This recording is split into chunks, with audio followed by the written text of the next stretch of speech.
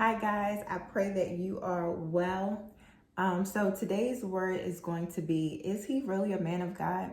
A lot of women I see are, thinking that they have received revelation about their husband or they met their husband and they believe that this is their husband. But the Lord has given me this message to be an extra layer of discernment, okay?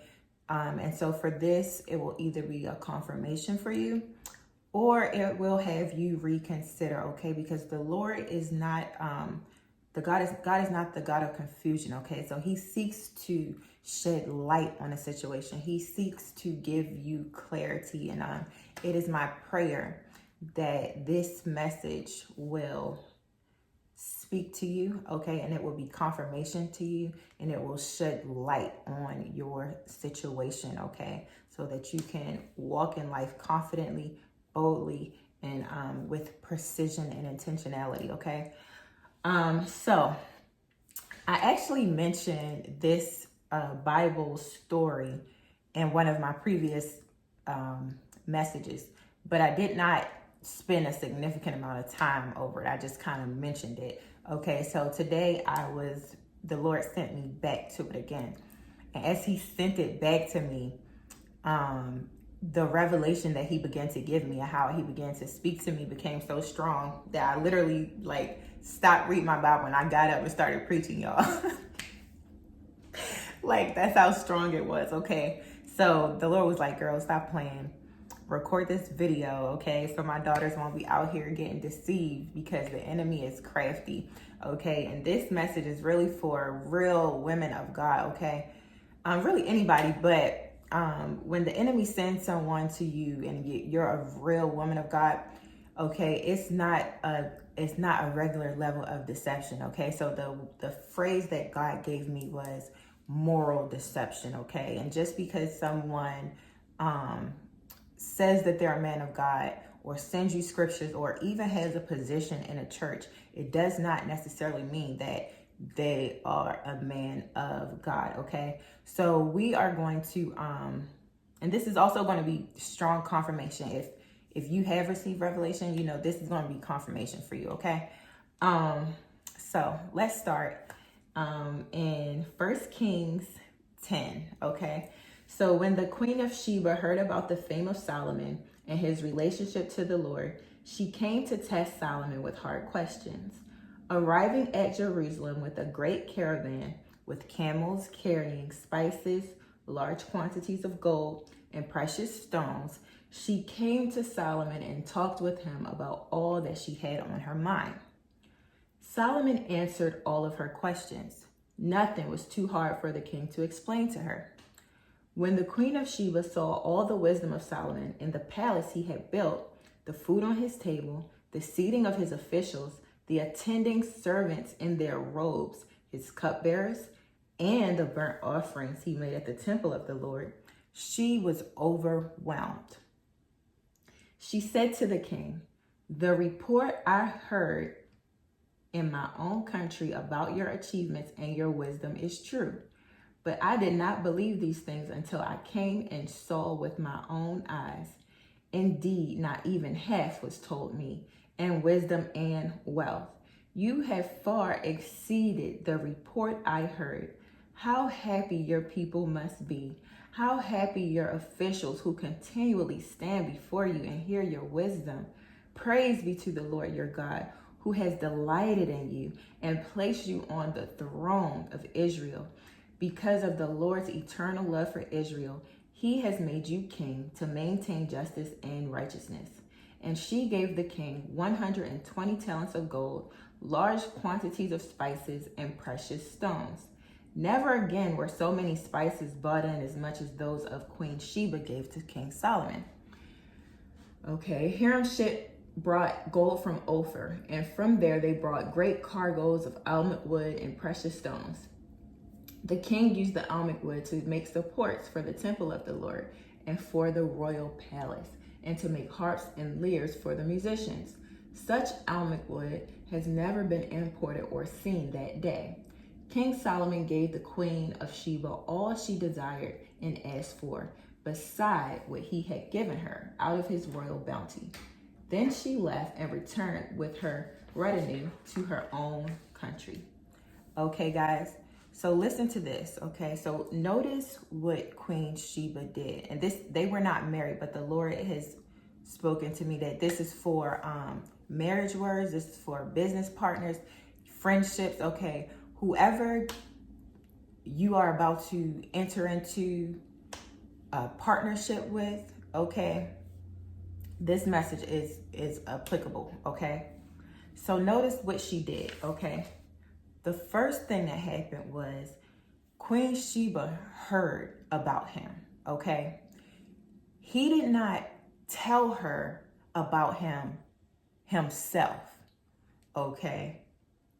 So when you meet a man, okay, your encounter with him and what you believe about him should not be about what you heard from him, okay? The Lord should have given you revelation, or other people have risen up and honored him, okay? When the Lord destines people to be in partnership with each other, okay, he will go before them. He will go before them, okay? So the Lord went before Solomon. Solomon didn't have to just advocate on his own. All Solomon had to do was be himself, okay? So if you're hearing about a man by what he's saying, he's telling you how great of a person he is, he's telling you about the programs that he has, he's telling you about how much money he has, okay?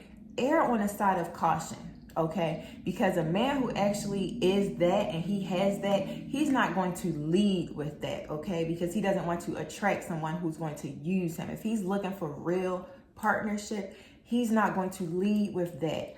Only somebody who is seeking to quickly use you or quickly deceive you is going to tell you about themselves, okay? So if the Lord is partnering you with someone, he's going to go before that person, okay? So you're going to get revelation from the Lord. You're going to hear other people speak of this person, okay? The Lord is going to go before them, okay? Now notice what she does next, okay? Because some of us ladies, we like to hear, and then so as soon as we hear, whatever it is that we hear, whether we heard it in our own minds, or whether we heard it from that person, or whether we think we heard it from God, we then jump right in, okay? She does not jump right in, okay? Queen of Sheba then inquires, okay? So it says that she came to Solomon and talked with him about all she had on her mind. Solomon answered all of her questions. Nothing was too hard for the king to explain to her, okay? So when you encounter someone that you believe you have heard a word from God, or you feel like this is a partnership that the Lord has ordained, do not be shy to ask questions. Hey guys, so one thing that the Lord also highlighted to me is that Queen Sheba came to Solomon with a lot to offer, okay? She had so much to give. She was worth a lot, okay? And when you are worth a lot, when you have the understanding that you have a lot to give, you will be okay with asking questions, okay? With inquiring. You cannot give all of yourself, okay, to someone who looks like they are something, okay? The Lord is saying to know your worth. You have too much to offer to not do your due diligence, okay, and inquire. And if it's the person that God has truly ordained for you, it will be easy for them. It will be so easy for them, okay? It's okay. 1 John 4 verse 1. It says, "Beloved, do not believe every spirit, but test the spirits to see whether they are from God. For many false prophets have gone out into the world. Okay, so she tested the spirit. She asked so many questions. Okay, and he was not afraid to answer her questions. He did not struggle with answering her questions. Okay, he was equipped to answer her questions. She wasn't scared to ask him questions. And sometimes, guys, you gotta be very careful. You have to be very careful with oversharing, okay, with talking first. Sometimes we can get excited and we can just start talking, okay? And what happens is when you encounter someone who is deceptive, when you encounter a narcissist, they are very skilled, okay? So what they will do is they'll listen to you and then they'll repeat back what you said, okay? They will lie about their profession. They will lie about their relationship status. They'll lie about their religious beliefs. They will listen to you and then they'll echo it. And they'll say, oh, me too. Oh, wow, that's so crazy that we have this in common. That's so crazy, okay? You have to test the spirit, okay? Because there are many false prophets, okay? They're not saying a false prophet is someone who is walking around looking like the things of God, okay?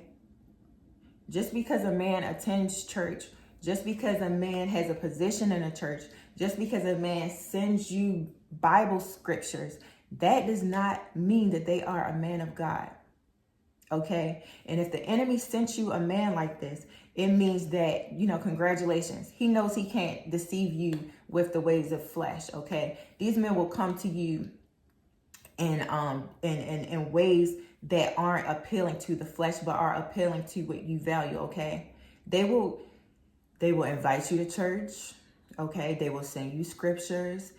The devil is so crazy. They'll even tell you that they'll even make up some scenario that they need you to intercede on their behalf, right? Like, oh, I married this woman and I just need help getting these demons off of her. Like, y'all, I'm not joking. This is serious. The devil is crafty, okay?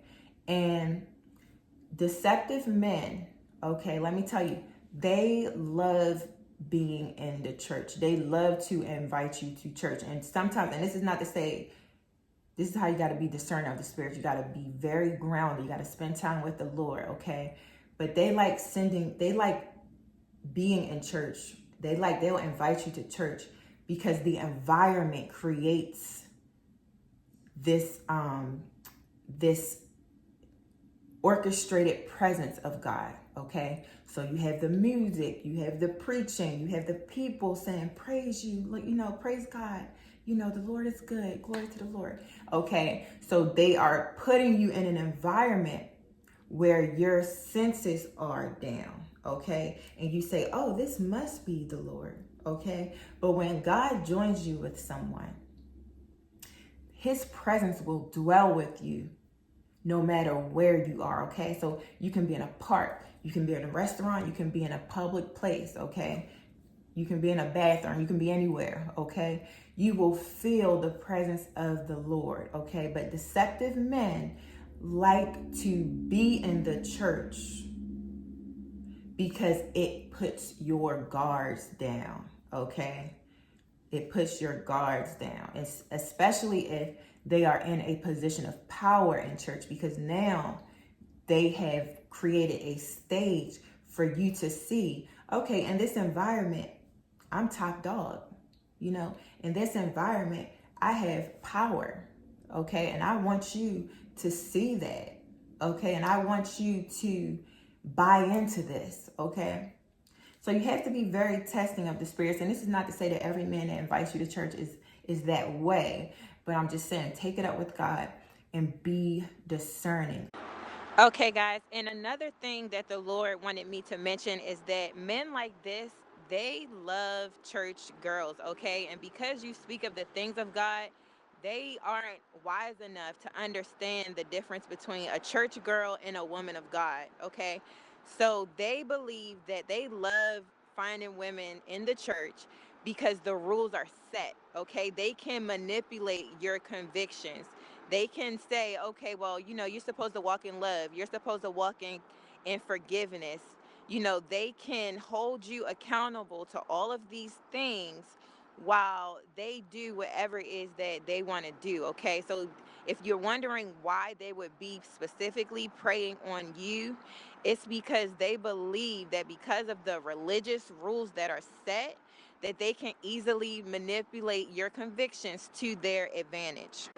Y'all pray for me because the devil about to be real mad. I'm revealing all his tactics. Okay, ask questions, not just religious questions, but ask questions that will allow you to understand their character. Okay, so after she inquired, she then observed. Okay, she observed. So they say in verse 4, okay, when she saw all of the wisdom of Solomon and the palace he had built, the food on his table, the seating of his officials, the attending servants in their robes, his cupbearers, and the burnt offerings he made, she was overwhelmed. Okay? When the Lord goes before someone, he will overwhelm you. Okay? She didn't just look at what he had in a material way, okay, y'all, because these men also, they will rent cars, they'll rent houses, they will be very deceptive, okay? So she didn't just look at what he had materially. She looked at his servants, his cupbearers, okay? She observed how he handled people. Okay? After she heard, after she inquired, and after she observed, then she gave. Okay? Then she gave. She had a lot. And a lot of you have a lot. Okay? And it may not be material, but God has bestowed a lot of gifting inside of you. Don't offer what you bring. Don't underestimate what you bring to the table. Okay? Because Solomon was the richest and the wisest king ever. But she had a lot to offer him. And what she had to offer him, he needed for his assignment. My God. This was a destiny helper that was ordained by God to get him to where he needed to go. Okay, so sometimes we like to automatically see and then we give. Okay, don't skip the step. You can give. The Lord wants you to give if it's what he is ordaining, but you have to hear, inquire, observe, then give. Okay. Then look at this. Let's look at verse 7. Okay. She says, but I did not believe these things until I came and saw with my own eyes. Indeed, not even half was told me in wisdom and wealth. You have far exceeded the report I heard. How happy your people must be. How happy your officials who continually stand before you and hear your wisdom.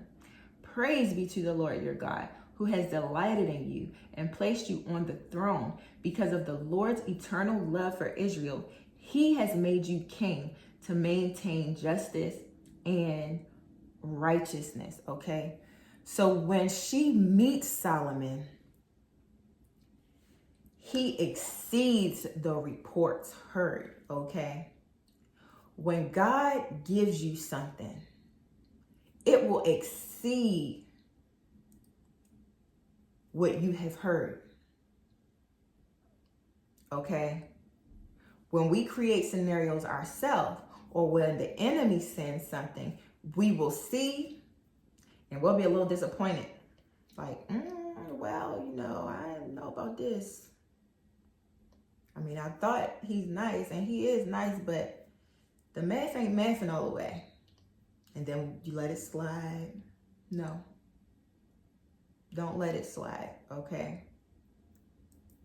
When you come into contact with whoever the Lord has ordained for you to partner with, it should exceed what you were told. Okay? Here's another thing. Queen Sheba had the ability to see Solomon.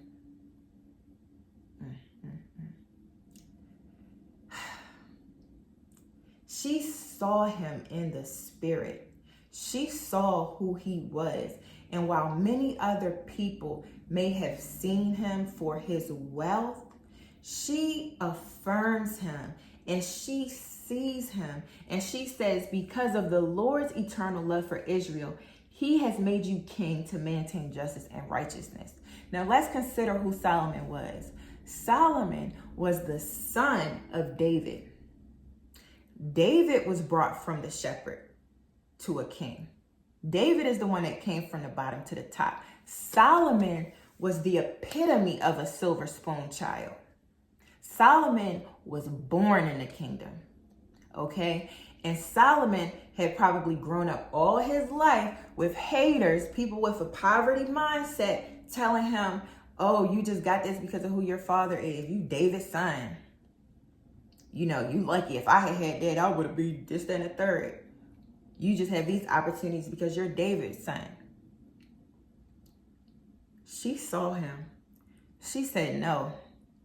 She said, the Lord has positioned you. The Lord positioned you in this birthright because he knows that you will maintain justice and righteousness, okay? And guys, sometimes in order to see someone in the spirit, you have to be very spiritually grounded. You cannot be led by your flesh because you could be blinded by the material things. She was not blinded by the material things. She saw him. And I can only imagine how grateful Solomon was, because he had probably had people his entire life that tried to discount his character, the gold that was inside of him. They only saw the gold on the outside. They didn't see the gold that was on the inside. And Queen Sheba saw the gold that was on the inside of him. Okay? So notice, this is the other part, okay? After she gave, look how Solomon responds. Okay, in verse 13, King Solomon gave the Queen of Sheba all she desired and asked for, besides what he had given her out of his royal bounty. Then she left and returned with her retinue to her own country. Okay, so when God puts you in a partnership, okay, if you give of yourself, that person will then give back to you, okay? It's not just you give, you give, you give, you give, okay? The word of the day is reciprocate. He reciprocated, okay? He withheld nothing from her. Whatever she wanted, he gave to her. Okay? And this is something that the Lord revealed to me. One day I was in prayer, right? And I was surrendering something to the Lord. I was putting something on the altar. I don't even remember what it was, but the moment was so strong that I remember what the Lord said to me in that moment. I had laid something on the altar before the Lord. And as I surrendered it to him, he gave it back to me. But when he gave it back to me, he gave it back to me stronger than it was before. And after he did that, he said, Ciera, he said, daughter, this is what love is. He says, if somebody loves you, when you give of yourself, they will give back. And when they give back, it will be greater than what you gave. Okay? So I say that to say, be very discerning. You should not be giving yourself to someone and it's a one-side street. And you think you're fulfilling your assignment because you're helping this person and you're doing something that seems good. Okay, you have to be replenished. When God ordains a friendship, when God ordains a business partnership, when God ordains a marriage, okay, it will be reciprocal. It may not be reciprocal in the same way. You may give to someone in one way and they may give to you in a different way. But there is a reciprocation there. Okay? So I hope this video blessed you in some way. I hope that it spoke to you. Okay? And be blessed, guys.